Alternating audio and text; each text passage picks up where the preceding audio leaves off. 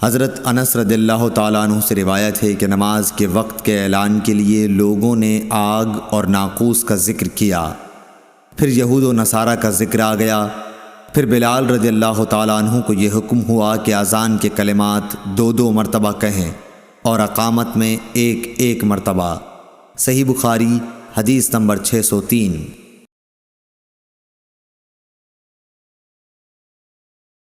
نافع نے خبر دی کہ عبداللہ بن عمر رضی اللہ تعالیٰ عنہ کہتے تھے کہ جب مسلمان ہجرت کر کے مدینہ پہنچے تو وقت مقرر کر کے نماز کے لیے آتے تھے، اس کے لیے اذان نہیں دی جاتی تھی۔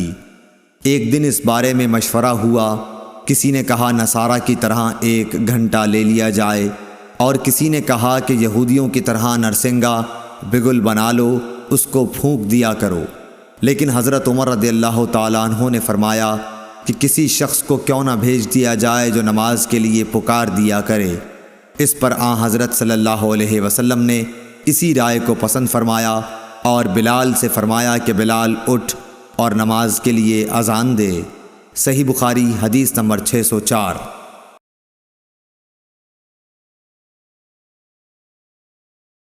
ایوب سختیانی نے ابو قلابہ سے انہوں نے انس رضی اللہ تعالیٰ عنہ سے روایت کیا ہے کہ حضرت بلال کو حکم دیا گیا کہ اذان کے کلمات 2 مرتبہ کہیں اور سوا قد قامت الصلاۃ کے تکبیر کے کلمات 1 دفعہ کہیں۔ صحیح بخاری حدیث نمبر 605۔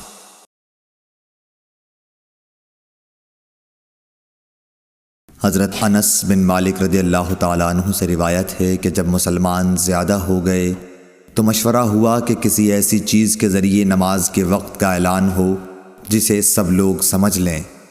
کچھ لوگوں نے ذکر کیا کہ آگ روشن کی جائے یا نرسنگا کے ذریعے اعلان کریں، لیکن آخر میں بلال کو حکم دیا گیا کہ اذان کے کلمات 2 دفعہ کہیں اور تکبیر کے 1 دفعہ۔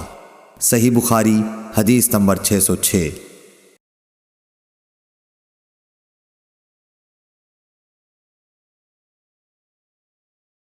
انس بن مالک رضی اللہ تعالیٰ عنہ سے روایت ہے کہ بلال کو حکم دیا گیا کہ اذان کے کلمات 2 دفعہ کہیں اور تکبیر میں یہی کلمات 1 دفعہ۔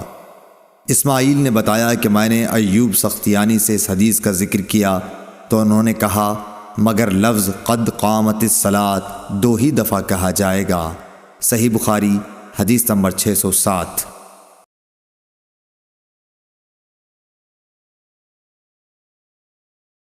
ابو ہریرہ رضی اللہ تعالیٰ عنہ سے روایت ہے کہ نبی صلی اللہ علیہ وسلم نے فرمایا جب نماز کے لیے اذان دی جاتی ہے تو شیطان پادتا ہوا بڑی تیزی کے ساتھ پیٹھ موڑ کر بھاگتا ہے تاکہ اذان کی آواز نہ سن سکے، اور جب اذان ختم ہو جاتی ہے تو پھر واپس آ جاتا ہے، لیکن جوں ہی تکبیر شروع ہوئی وہ پھر پیٹھ موڑ کر بھاگتا ہے۔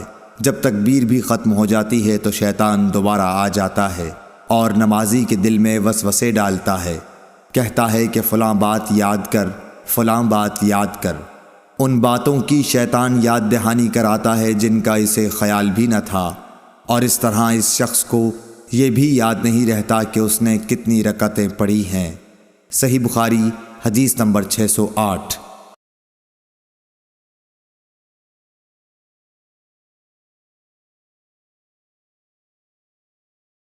امام مالک نے عبد الرحمن بن عبداللہ بن عبد الرحمن بن ابی صعصعہ انصاری سے خبر دی، پھر عبد الرحمن مازنی اپنے والد عبداللہ سے بیان کرتے ہیں کہ ان کے والد نے انہیں خبر دی کہ حضرت ابو سعید خدری رضی اللہ تعالیٰ عنہ صحابی نے ان سے بیان کیا کہ میں دیکھتا ہوں کہ تمہیں بکریوں اور جنگل میں رہنا پسند ہے، اس لیے جب تم جنگل میں اپنی بکریوں کو لیے ہوئے موجود ہو اور نماز کے لیے اذان دو تو تم بلند آواز سے اذان دیا کرو، کیونکہ جن و انس بلکہ تمام ہی چیزیں جو مؤذن کی آواز سنتی ہیں قیامت کے دن اس پر گواہی دیں گی۔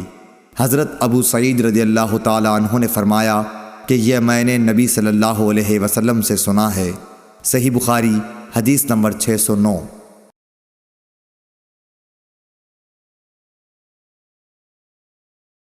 حضرت انس رضی اللہ تعالیٰ عنہ سے روایت ہے، انہوں نے نبی کریم صلی اللہ علیہ وسلم سے کہ جب نبی کریم صلی اللہ علیہ وسلم ہمیں ساتھ لے کر کہیں جہاد کے لیے تشریف لے جاتے تو فوراً ہی حملہ نہیں کرتے تھے۔ صبح ہوتی اور پھر آپ انتظار کرتے، اگر اذان کی آواز سن لیتے تو حملے کا ارادہ ترک کر دیتے، اور اگر اذان کی آواز نہ سنائی دیتی تو حملہ کرتے تھے۔ انس نے کہا کہ ہم خیبر کی طرف گئے اور رات کے وقت وہاں پہنچے۔ صبح کے وقت جب اذان کی آواز نہیں سنائی دی تو آپ اپنی سواری پر بیٹھ گئے اور میں ابو طلحہ کے پیچھے بیٹھ گیا۔